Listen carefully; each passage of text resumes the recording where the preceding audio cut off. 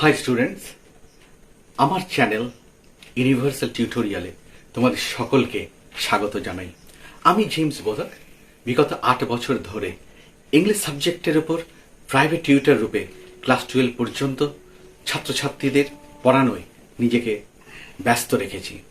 তোমাদের অনেকের মনে হতে পারে এত দেরি করে কেন ইউটিউব প্ল্যাটফর্মটা আমি চুজ করলাম। সত্যি বলতে কি, বিগত বছরগুলিতে সোশ্যাল মিডিয়ার সাথে একেবারে যুক্ত ছিলাম না। আমি দেখতাম আমার ওয়াইফ আর আমার একমাত্র সন্তান তারা প্রায় ইউটিউব ভিডিও দেখছে। ইউটিউবের ভিডিও দেখতে দেখতে তারা প্রচণ্ড ব্যস্ত হয়ে পড়ছে। অনেক সময় তাদের ডেকেও আমি পাচ্ছি না। গৃহশিক্ষকতা করা ছাড়া বিগত 15 বছর ধরে চার্চ রিলেটেড অ্যাক্টিভিটিসের মধ্যে আমি দারুণভাবে যুক্ত থাকতাম, আর সেই জন্য ইউটিউব ভিডিও দেখার কোনো ইচ্ছাও আমার মধ্যে জন্মাতো না। আমি নিজেকে একজন বিশ্বস্ত ঈশ্বরের সন্তান বলেই আমি মনে করি। আমার জীবন একেবারেই মসৃণ ছিল না। আমি অনেক স্ট্রাগল করেছি, কিন্তু কখনো ঈশ্বরকে ভুলে যাইনি, আর আমি কখনো ঈশ্বরকে ভুলেও যাব না। ছোটবেলায় বাবা 1 ঘন্টা সাইকেল চালিয়ে আমাকে ডন বস্কো স্কুলে দিয়ে আসতো। যেহেতু প্রত্যন্ত গ্রামে আমরা বাস করতাম, ইলেকট্রিসিটি ছিল না, হ্যারিকেন টেবিল ল্যাম্প জ্বালিয়ে পড়াশোনা করতে হতো। অনেক কষ্ট হতো, আর সেই ভীষণ কষ্ট করে পড়াশোনা করতাম। বছরের পর বছর এইভাবে কষ্ট করেই পড়াশোনা করেছি। আমার বয়স যখন 26 বছর, তখন কিন্তু প্রথম ইলেকট্রিসিটির মুখ দেখি। নিজেকে শিক্ষায় আনার আগে আমি বেশ কয়েকটা জায়গায় কাজ করার সুযোগ পেয়েছি। তবে যে জায়গাগুলো কাজ করতে পেরেছি সেগুলো কখনোই কিন্তু আমার মনের মতো হয়নি। আমি ইংলিশ প্রফেশনটাকেই সর্বশ্রেষ্ঠ প্রফেশন রূপে বেছে নেওয়ার আগে আমি একটা ছোট্ট প্রাইভেট ফ্যাক্টরিতে, যেখানে লোহা এবং লোহার লক্করে সমস্ত কাজ হয়, নাটস এবং বোল্টস তৈরি হয়, সেই জায়গায় কিন্তু আমি গিয়ে কাজ করেছি। বাড়ি থেকে 1 ঘন্টা সাইকেল চালিয়ে আমাকে পৌঁছাতে হতো, অসম্ভব খাটতে হতো। আর যখন বাড়ি ফিরতাম আমার শরীর একেবারে নোংরা কালি আর ধুলোতে ভরে যেত। পরবর্তী সময় আমি একটা দারুণ এনজিওতে কিন্তু যুক্ত হওয়ার সুযোগ পাই। সেভ দ্য চিলড্রেন ইউনাইটেড কিংডমের একটা প্রজেক্টে ওয়েস্ট মিদনাপুরে বেশ কয়েকটা প্রত্যন্ত গ্রামে আমি কাজ করার সুযোগ পাই। আর যাদেরকে নিয়ে কাজ করার সুযোগ পাই তারা হচ্ছে সেই গ্রামের একেবারে underprivileged and downtrodden children.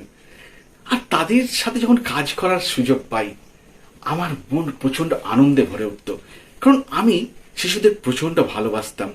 আর শিশুদের ভালোবাসার সাথে সাথে সেই গ্রামের প্রত্যন্ত দৃশ্যগুলোও কিন্তু আমার সামনে ফুটে উঠত। প্রচণ্ড কষ্ট করতাম, দিনের পর দিন সাইকেল চালিয়ে অনেক দূর দূর পৌঁছাতে হতো। কখনো কিন্তু আমাকে ফিরে আসতে হতো সেই না খাওয়া অবস্থায়। এইরকম ভাবে দিনের পর দিন অনেক কষ্ট করে আমি, বিশেষ করে বর্ষার সময় যে কি কষ্ট করেছি সেটা একমাত্র আমি অনুভব করেছি। সেটা এখনো আমার মনে পড়ে। 1 হাঁটু সমান জল আর 1 হাঁটু কাদা ভেঙে আমাকে গ্রামের পর গ্রাম পৌঁছাতে হতো। আর সেই কষ্টটা মনে করার পরে, ঠিক তারপরেই কিন্তু আমার জীবনে আবার সেই আশাটা জন্মালো যে আমার মধ্যে যে প্রতিভাটা আছে, ঈশ্বর দত্তক যে প্রতিভাটা আছে, ঈশ্বর আমাকে দিয়েছে, আমি সেটাকে কেন ব্যবহার করতে পারবো না?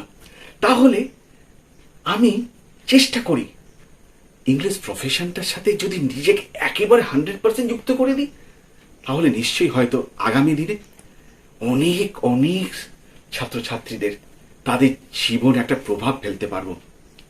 আর সত্যিকারের সেইটাকে বাস্তবায়িত করার জন্য আমি কিন্তু দারুণভাবে একটা দৃঢ় সংকল্প নিলাম। কোভিড-19 প্যান্ডেমিকে তোমরা দেখেছো, 2020 সাল থেকে এখনো পর্যন্ত আমরা প্রায় সকলে গৃহবন্দী হয়ে আছি। তোমাদের মতো ছাত্রছাত্রীদের জীবনে কোভিড-19 দারুণভাবে প্রভাব ফেলেছে।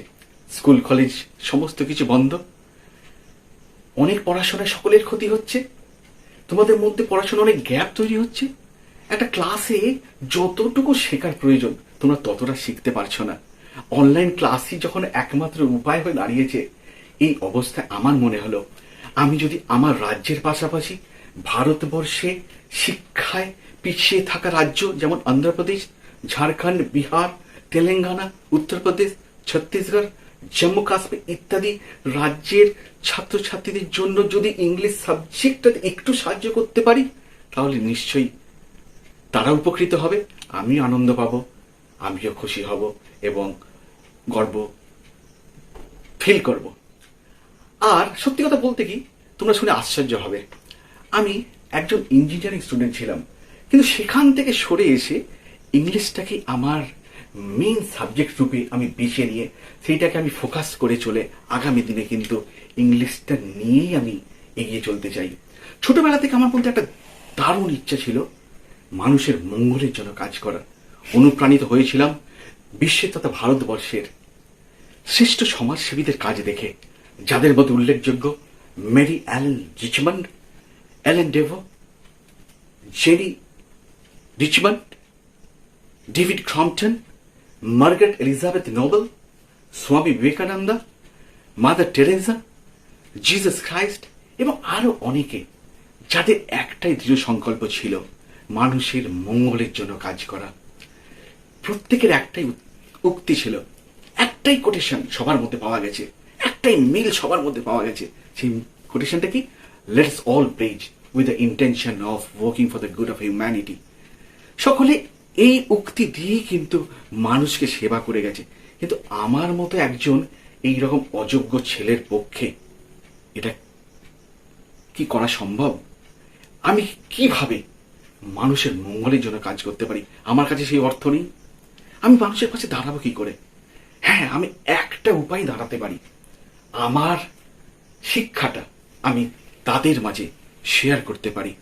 আমার শিক্ষাটা তাদের কাছে দিয়ে তাদেরকে আরো একটা সুন্দর স্টুডেন্ট রূপে গড়ে আগামী দিনে ভারতবর্ষ তথা বিশ্বের দরবারে আমি যদি পৌঁছে দিতে পারি, তাহলে আমার মনে হবে আমার জীবনটা সত্যিকারের ধন্য হয়ে গেল।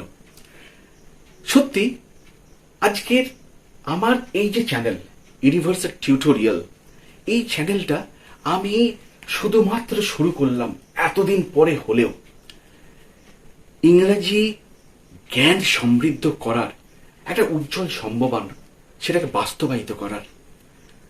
অবশেষে শুধুমাত্র তোমাদের জন্য, তোমাদের মতো স্টুডেন্টদের কথা ভেবেই আমি কিন্তু এই চ্যানেলটা ক্রিয়েট করলাম। তোমরা শুনে অবাক হবে, Norwegian council for cooperation and development, তারা আমাকে 2 বছর স্পন্সর করে আমাকে কিন্তু ইংল্যান্ড এবং নরওয়েতে ভালোভাবে তারা ট্রেনিং দিয়েছে। আর সেখানে থাকার সুবাদে ইংলিশ জ্ঞানটা আমি দারুণভাবে আমার মধ্যে কিন্তু সঞ্চার করতে পেরেছি। ইংলিশ নলেজটা আরো দারুণভাবে আমার মধ্যে আমি আনতে পেরেছি।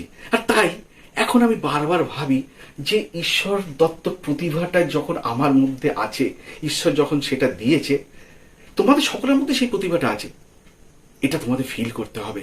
ঈশ্বর দত্ত প্রতিভা আমি বলছি তোমাদের সকলের মধ্যে আছে। আর তাই সেই জন্য আমি তোমাদের জন্য আমার এই চ্যানেল ইউনিভার্সাল টিউটোরিয়াল ক্রিয়েট করলাম, যাতে করে তোমরা এর মাধ্যমে উপকৃত হও। আর যারা বাংলা মিডিয়াম স্টুডেন্ট, তাদের জন্য আমার কিন্তু ইউনিভার্সাল টিউটোরিয়াল চ্যানেল। আর যারা ইংলিশ মিডিয়াম স্টুডেন্ট, যেমন আইসিএসসি, সিবিএসই, আইএসসি বোর্ড, এই স্টুডেন্টদের জন্য আমার আর একটা চ্যানেল কিন্তু থাকলো জেমস টিউটোরিয়াল নামে। সেই চ্যানেলটাতেও কিন্তু তোমরা অনেক অনেক হেল্প পাবে।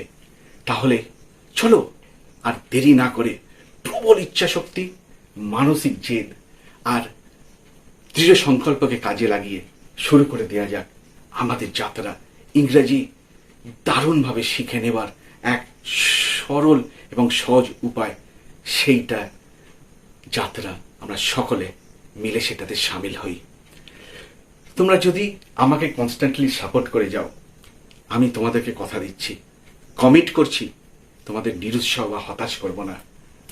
আমার এই ভিডিও যদি তোমাদের ভালো লাগে আর এই ভিডিও দেখে যদি তোমাদের বিশ্বাস জন্মায়, তাহলে তোমরা আমার এই চ্যানেলটি সাবস্ক্রাইব করে বেল আইকনটাকে ক্লিক করে দিও। তাহলে আমার পরবর্তী ভিডিওগুলো তোমাদের কাছে সবার আগে পৌঁছে যাবে। আর তার সাথে লাইক বেশি করে করো, শেয়ার বেশি করে করো।